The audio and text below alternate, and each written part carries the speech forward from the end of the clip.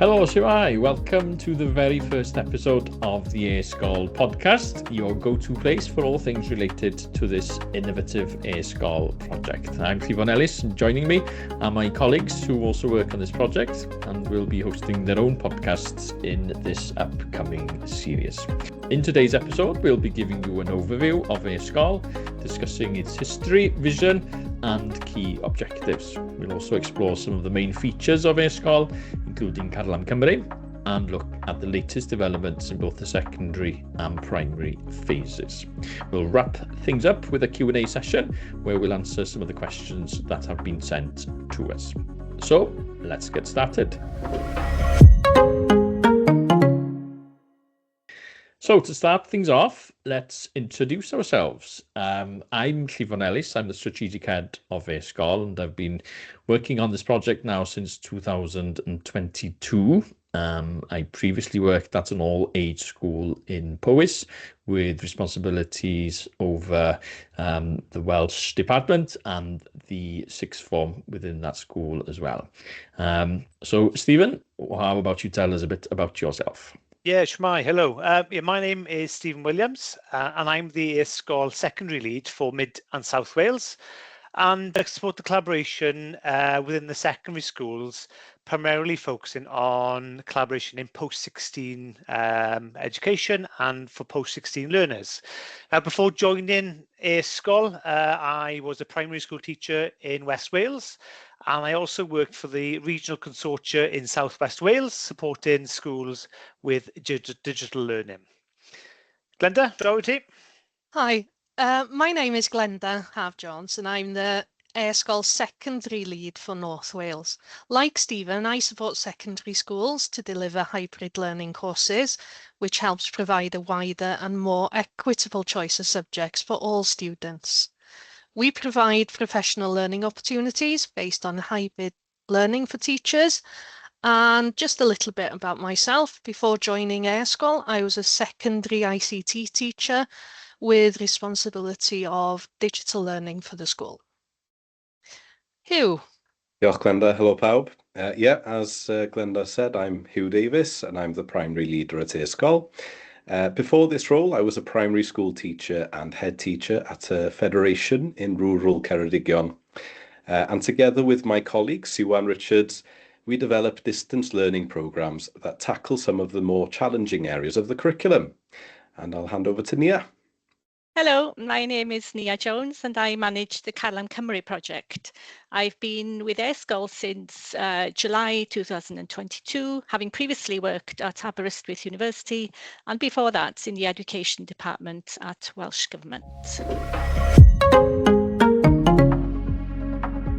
This podcast aims to provide insight into the e-sgol project, highlighting some of its impact, and to keep you informed about upcoming events and initiatives. Each episode will feature different aspects of e-sgol, interviews with key stakeholders, and much more. So we're very much looking forward to having your company throughout this series. So, Stephen, you're one of the original members of the e-sgol staff. Do you fancy giving us an overview of where everything started? Yeah, of course, no problem. Well, you say one of the originals, but I originally started with e-sgol back in 2020, but e-sgol itself started back in 2018, but close enough, Cleveland. So yeah, like I said, it started in 2018 in Ceredigion, actually, in West Wales, where the local authority were looking to broaden, and the schools within Ceredigion were looking to broaden their curriculum offer and provide more of an equitable choice of subjects for their sixth form and their post-16 learners. During the first year in Ceredigion, 4 subjects were delivered via a hybrid learning model, and that was a blend of online and face-to-face sessions. So I think the schools were keen not to take away the face-to-face sessions, so it was a blend of the two. Previous to the introduction of these hybrid learning courses, schools were collaborating, but the learners were travelling twice, possibly 3 times a week to access courses that weren't available within their schools, which, as you can expect and imagine, a lot of travelling for those students, and then they potentially missed out on other subjects that they taught or missing out on other extracurricular opportunities within their schools because they were travelling to neighbouring schools. However, by adopting a hybrid learning approach, which many other local authorities are doing now across Wales, learners don't need to travel as much to access a broader curriculum, and obviously they can access these courses in the comfort of their own schools. Like I mentioned, since then, more local authorities have engaged with us, and we now support and engage with a large number of local authorities across Wales.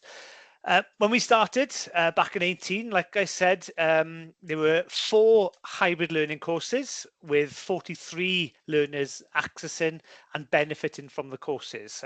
However, by this academic year, we're currently supporting more than 80 hybrid learning courses in the post-16 forum, with over 800 learners benefiting and accessing the online or the hybrid learning courses.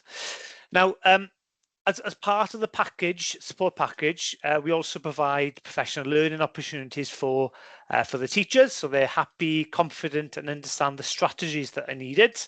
But obviously, we do focus quite a lot on hybrid learning for the learners and students. But on that point, Glenda, do you want to just to explain a little bit more what hybrid learning means for us in e-sgol and the schools that we support? Yeah, thanks, Stephen. As Stephen mentioned, we offer support and training for teachers. The support for secondary teachers includes opportunities based on hybrid learning. Hybrid learning has 3 elements. The first one being face-to-face teaching. That means the schools have school-based lessons allowing teachers and learners to build relationships and do activities that can't be done online. The second element is remote synchronous lessons. That means lessons taught online, live, using Microsoft Teams or Google Classroom.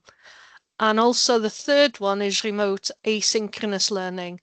This is where tasks can be completed on their own, usually outside the lessons, and these are used to reinforce what's learnt in the lessons. Yeah, diolch yn fawr, Glenda. I think when we started to engage with schools, I think teachers didn't really want to miss out on those face-to-face sessions. So they are integral to making sure that students and learners can really engage and tackle those maybe and delve deep into certain elements of their course. Before we move on, hopefully you don't mind me just mentioning this, Llifon. We've also got another work stream or a sister project that e-sgol supports, which is called Carlam Cymru. This project was formed following the pandemic, where the need to support learners during their examinations was needed. This work actually dovetails quite nicely with the work that we do in supporting secondary schools and the collaborative post-16 courses too. Great, yeah, no, thank you, Stephen. You mentioned Carlam Cymru there, and a slick segue onto you, Nia. How about you tell us a bit more about Carlam Cymru and what it's all about? Okay, diolch Llifon. Well, what we have basically with Carlam Cymru is a large collection of revision videos at GCSE, AS and A-level, and that's across a wide variety of subjects. And as well as that, there are videos giving general revision tips and strategies on how to revise, and also videos that give advice on how to take care of mental health during periods of stress generally, but the exam period specifically. And the great thing about all these resources is that they are completely free and available on any device and in a few clicks. Sounds great, Nia, and I hear that Carlam Cymru is celebrating a significant milestone. Yes, indeed. We recently celebrated reaching 1,000 videos, and we've gone past that figure now. And we're really lucky that we have such a great team of teachers who are willing to create these revision videos for us in their own time, and who are committed to contributing to this work of making additional resources available to learners around the country. Great, thank you, Nia, diolch yn fawr. And finally, Hugh, our e-sgol primary leader, the newest aspect of the project. How about you share with us what the first steps of the primary sector have been? Yeah, no problem. So one of our key initiatives is the Expanding Horizons project, designed to challenge talented learners in their areas of strength. We've had the privilege of collaborating with lecturers from Aberystwyth and Cardiff University for those sessions. And we're really excited about upcoming sessions with Technocamps and Amgueddfa Cymru too. Nationally then, we've offered engaging German sessions, thanks to excellent educators that were provided by the Goethe Institute. And additionally, we've focused on Welsh language and cultural provision through assemblies like Cewri Cymru and also our e-Steddfod project. Great, and how have things been going so far, Hugh? Yeah, pretty good. Thank you. So we're nearing 1,000 learners having taken part in our Expanding Horizons project. Over 4,000 learners have participated in our German sessions, and around 15,000 have benefited from our Welsh language projects. We're also currently running an exciting science project with Spark Lab, which guides Progression Step 3 teachers and their classes through a scientific inquiry, with 200 teachers involved so far. Overall, we estimate that at least a quarter of schools across the country, primary schools that is, have utilised our provision in some way during our first year, with positive reviews for all the projects. So there we have it, a brief overview of the e-sgol project and its different aspects, and great to hear about the exciting initiatives coming soon as well. But now let's have a look at what ties all this together and explain a bit on our vision and our aims for the future. So our main goal is to aim for equity in education, ensuring an even playing field for learners so that every learner in Wales has the opportunity to study a course that is of interest to them, even if their own school isn't able to offer that particular course for whatever reason, or to gain experiences that might not otherwise be offered to them, and also to have access to resources that are free and that are user-friendly as well. We work towards this by doing three things: upskilling teachers and learners, and we've heard a bit about that already, promoting collaboration between schools, and supporting schools to enhance the experiences that are offered to their learners. So who wants to start things off and explain how your branch of e-sgol coincides with our vision? Yeah, I'm happy to start. So the vision behind Calam Cymru is to make sure that all learners across the country have access to high quality revision resources that supplement what they do in school. So in that way, they give themselves the greatest chance of getting their best results in the exams. Very few parents can afford to pay for private tuition for their children. So these resources do ensure equity for all. Great stuff, diolch Nia. And next we have the secondary phase. This phase targets and supports secondary school by exploring ways of expanding opportunities to the students. How does that align with our vision? I think what's fundamental about our work in the secondary phase is the importance of collaborating with schools and ensuring that equity in terms of provision, experiences and support offered to the learners. Now, we don't go in waltzing into schools and local authorities with a band of teachers. We've only got a team of 6 or 7. We're a small team here in e-sgol, so we can't deliver these hybrid learning courses.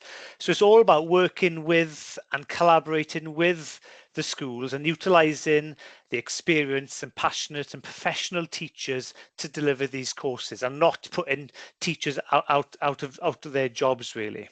Our work on expanding and broadening the courses is about working with schools and their teachers and integrate more interactive elements into the hybrid learning courses. It's all about looking at different strategies that teachers can use to support the learners and to engage them and motivate them in their lessons. Great stuff. Diolch, Stephen. And then, as I mentioned earlier, the newest element of the e-sgol project is the primary phase here.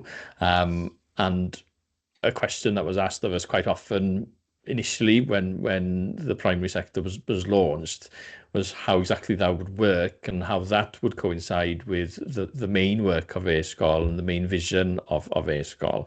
How about you discuss the primary element in respect of our aim as a wider project?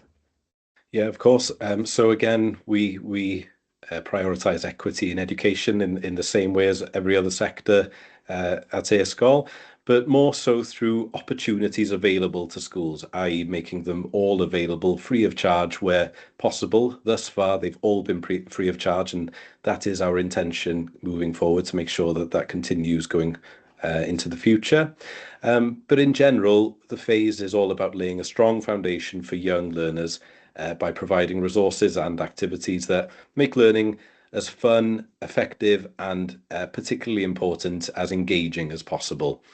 And we're looking to develop those elements in the primary phase in the future, making sure that our lessons are as interactive and that they cater to the unique needs of younger students across the country. Now let's move on to our Q&A session. We've received some great questions about the e-sgol project, and the first one is this one. Do schools have to pay for the provision that is on offer? And as Hugh has already alluded in the last element, the simple answer to that is no. All the services that we offer to schools are free of charge. We're funded by Welsh Government to provide our services, be that professional development for secondary teachers or by the various projects on offer in the primary sector, and also obviously the free Carolan Cymru resources as well. So the simple answer to that question is thankfully, no, everything is free. We don't charge anyone for the provision that is on offer through e-sgol. Next, we have a question that's more primary focused.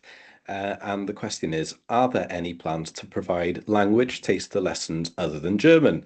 And again, short answer is yes. We're currently in discussions to trial French and Spanish taster lessons, thinking in terms of the progression moving to secondary schools that they're the most popular languages offered at the secondary phase. And we're really excited about the potential to expand our language offerings and provide even more diverse learning opportunities for all students. Diolch, Hugh. And the next question, we've already touched on this briefly. It's looking at the support that's on offer to secondary schools. Are there any further professional development sessions offered other than the visits that we make to secondary schools? So, Glenda, do you want to tackle that one for us? Yeah, thank you, Llifon. Offering support and networking opportunities to teachers is our bread and butter, and the area that we're looking to develop further. As part of our package of support to schools and teachers, we have a series of 8 20-minute bite-sized online drop-in sessions. They are a taster session for teachers who want to learn more about how to teach hybrid courses with e-sgol and not sure where to start, or maybe just need a refresher. They cover what to expect from a hybrid course, synchronous and asynchronous strategies, how to use Google Classroom and Microsoft Teams for your online lessons, along with getting to grips with how artificial intelligence can help you and more. Just visit the e-sgol website and click on About Us, then Professional Learning, and there's a link to register your interest there, or you'll find our details on our socials as well.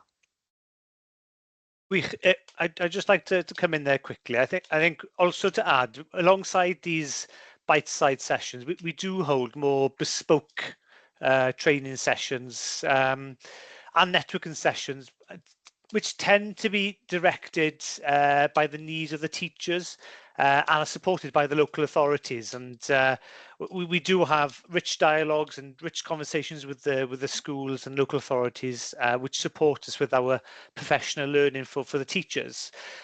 Also, I think, Llifon, you've just mentioned it now, we do during the summer term visit individual schools to run through the processes, procedures, and to ensure that the teachers are ready to start their collaborative hybrid learning in September. And I think ultimately, in order for these hybrid learning courses to succeed, the teachers need to be supported, and that's where we're there to support them. And again, we're a small team, but we do cover a lot of ground when it comes to supporting the local authorities, schools, teachers, and the learners. Great stuff, diolch, Stephen. And I think it's all about building that confidence, isn't it? Confidence in the teacher's ability to deliver their courses through this way, and also in terms of the students, for them to feel confident in being able to receive that information. So great, diolch am hynna. No problem. And then finally, a question for you, Nia, about Cadlan Cymru. And an interesting question, especially in terms of the latest developments with the Welsh curriculum and the new qualifications made for Wales. How will the e-sgol resources coincide with these latest developments that will be rolled out soon? Thank you, Llifon. Well, yeah, so there are new qualifications, as we know, for GCSEs coming in now in September 2025, and then a further tranche in September 2026. The majority of our teachers are, teachers from day to day in their own schools. So they will be taking part in WJC training that is being provided in preparation for the rollout of the new qualifications as part of their CPD at their own schools. For those who are not teachers from day to day, who are supply teachers who have left permanent teaching for whatever reason, we will make sure that they're kept up to date with the latest information about the new Made for Wales GCSEs. So all this will ensure that all those who create GCSE videos for us from autumn 2025 onwards do have a clear understanding of what the changes are, and they'll be able to tailor the future GCSE resources to align with the new courses.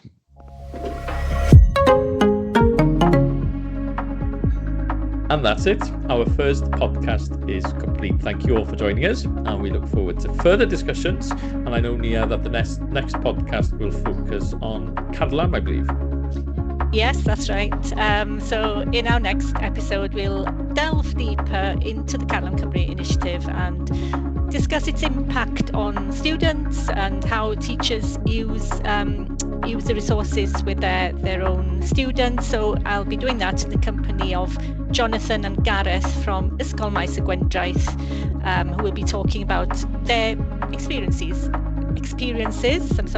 of working on the Cadlan Cymru project. So stay tuned. Exactly, looking forward to that episode. Thank you all for joining us today for this first introductory podcast. Until next time, goodbye.